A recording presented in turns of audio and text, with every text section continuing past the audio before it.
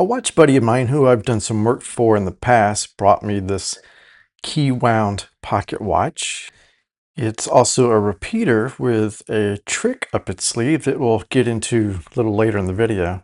There is some damage here on the dial, here at the 3, and also here at the 9. And I see some damage here along the metalwork between the 6 and the 5 there. It sticks sometimes, but it does chime the hour.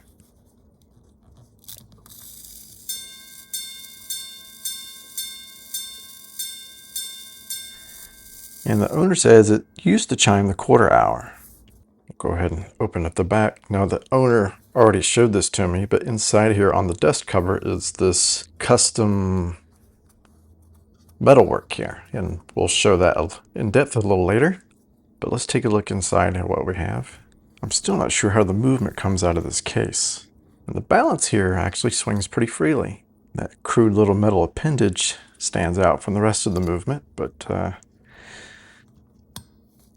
we'll close this up and see if we can figure out if it comes out the front. The last thing I want to do is cause more damage to this dial. That little sliding switch here on the side locks the stem, I guess to keep you from accidentally activating the repeater. I don't know, it doesn't look like it pries off. I've seen similar watches that had like a switch mechanism to release it. I just don't see anything here. All right, folks, you can tell this is unrehearsed. I'm just going to try the key here to see if that gives me any clue. This has got to be just winding only. It's tight. It's wound tight. That's not a good sign. I'll go ahead and take the hands off and see if I get any play on the dial after this. The movement inside is a fusee with a verge escapement. It's powered by what looks like a tiny bicycle chain that wraps around a little cone. I've seen similar watches online referred to as being French made with very, very similar movements inside. Virtually identical. Okay, I've been puzzling out this side looking for case screws or something to release it, and I think I have it. This spring here for the case mechanism looks like it needs to come out because I think this outer ring with the decoration is a bezel, and these 3 screws look like it's holding it in. I've never worked on anything even similar to this.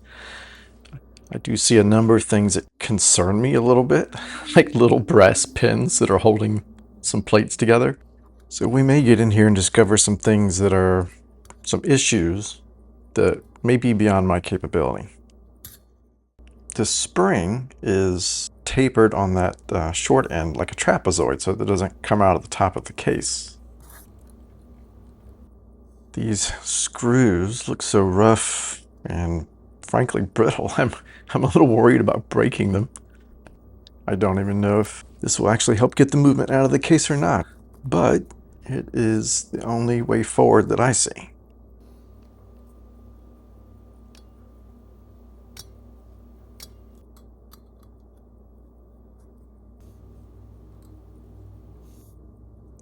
Screws are different lengths.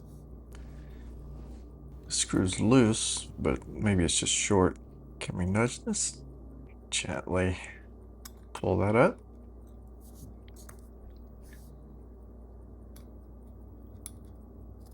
And we can get a peek at those heat-treated gongs. One for the hour and presumably one for the quarter hour.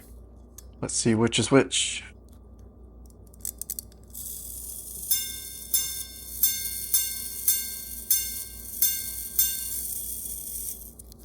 So the outside's the hour. Well, that's confirmed. And you see that crude little metal cam moving around that interfaces with those figures we saw. Well, do I just push it through the front? Just gotta very gently see if I can work this out. And indeed, it does just pull out the front here. Now, I still don't see a way to release the dial. There are no dial feed screws. I don't want to damage this. And I just don't see anything to... Wait. It just lifted off. But there are dial feet here to center it, I guess. My mind is blown. Look at this tiny little chain. We'll go and get this wheels off so we can get a better look at the repeater mechanism. Reminds me a little bit of a chronograph. I put this back in the case because it's easier to work with. The stem pushes this cam into that star wheel, which determines the number of chimes. Okay, so the hour hammer is at that 5 o'clock position. I didn't see any movement, but that looks like another hammer at the 8 o'clock position.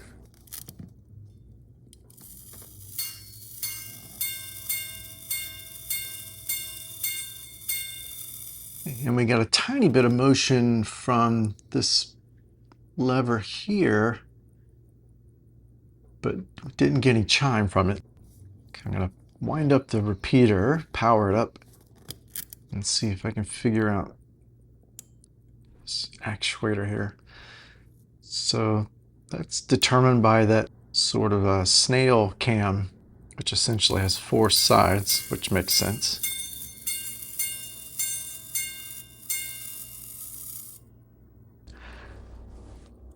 I'm going to go ahead and remove these gongs because I don't want to get tired of hearing that chime. And my wife is going to go crazy if she has to hear this too many more times. Do not want to deform these, so I'm going to be really careful. That one came up pretty easily. Do not bend it. I can't imagine that would be very much fun to bend back in the shape.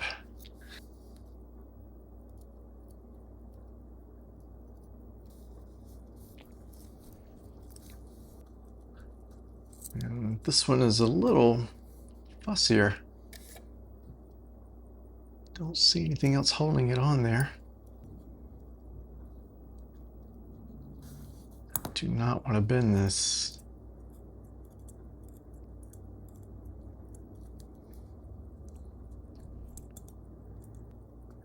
Okay, there is a little pin that I can push here on the other side. Looks like that's loosened it up.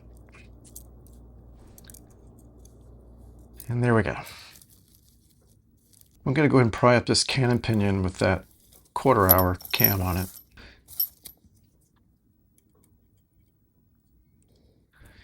This is the wheel that determines the hour chime. And this lever is for the 1/4 chime.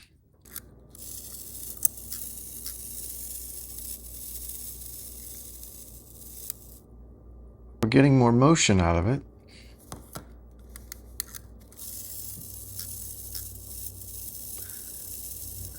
Okay, I'm just noticing something kind of weird looking. There is a broken spring here.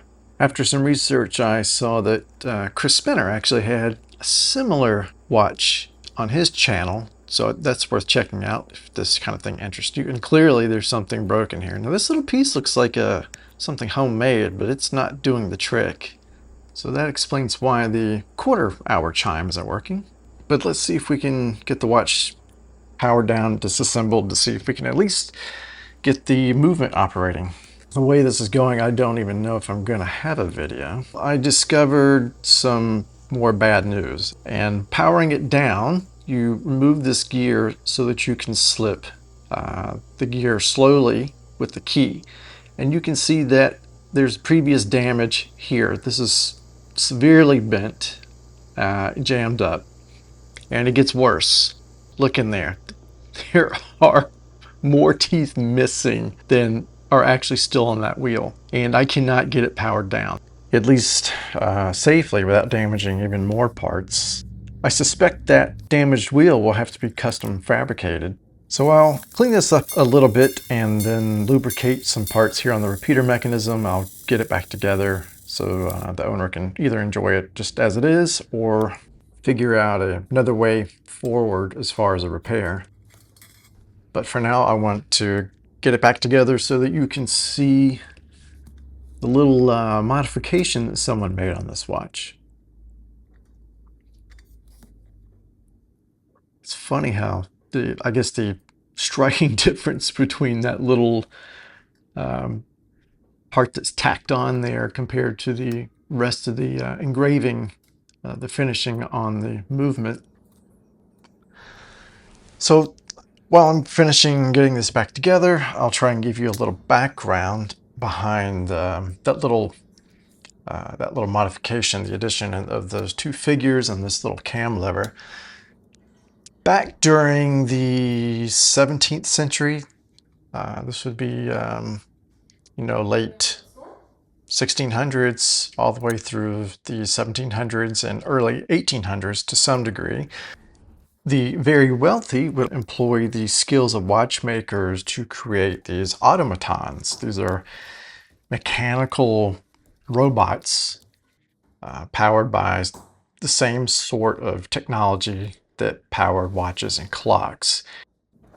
And some of these were extremely large scale, were entire villages of a couple hundred figurines, each acting out their own little role.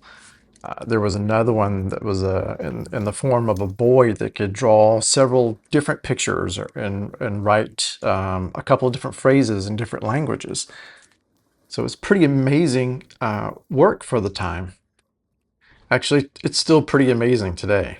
These automatons were largely based on the same mechanisms as timekeeping. So as the technology evolved to allow the miniaturization of timepieces, it also allowed the miniaturization for these automatons.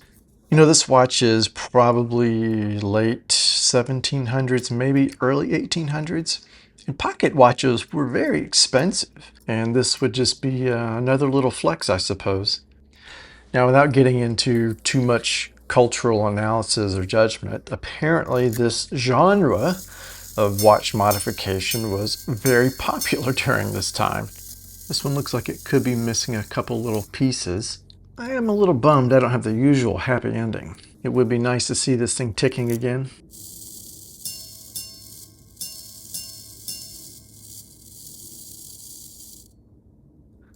But at least we got some diagnosis to help the owner understand what's going on with the watch and maybe move forward on a possible repair in the future.